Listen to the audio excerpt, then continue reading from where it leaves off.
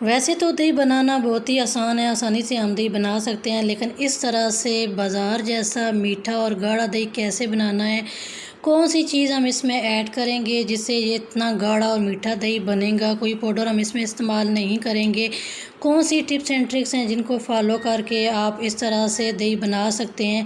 बिस्मिल्लाहिर्रहमानिर्रहीम, शुरू करते हैं अल्लाह पाक के बाबरकत नाम से। अस्सलाम वालेकुम। चलते हैं जल्दी से रेसिपी को स्टार्ट करते हैं। सबसे पहले यहाँ पे मैंने 3 पाव के करीब दूध लिया है, इसको मैंने उबाल लिया है।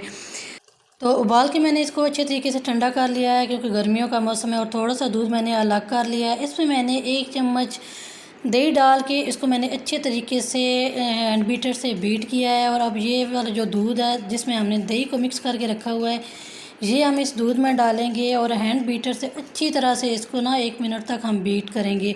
तो इसको बीट करने के बाद हम इसको कवर करके रखेंगे तकरीबन 6 से 7 घंटे तक।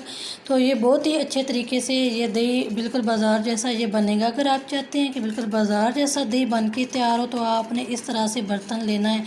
तो आपने अक्सर देखा होगा कि बाज़ार जैसा जहाँ से हम दही लेके आते हैं, तो वो चौड़े चौड़े मिट्टी के बर्तन होते हैं जिसमें वो दही बनाते हैं। तो अगर आप भी चाहते हैं बिल्कुल बाज़ार जैसा मीठा और गाढ़ा दही बनाना चाहते हैं, तो आप भी इसी तरह से मिट्टी के बर्तन में बनाएं, तो इंशाल्लाह से बिल्कुल बाज़ार जैसा ही दही बनेगा।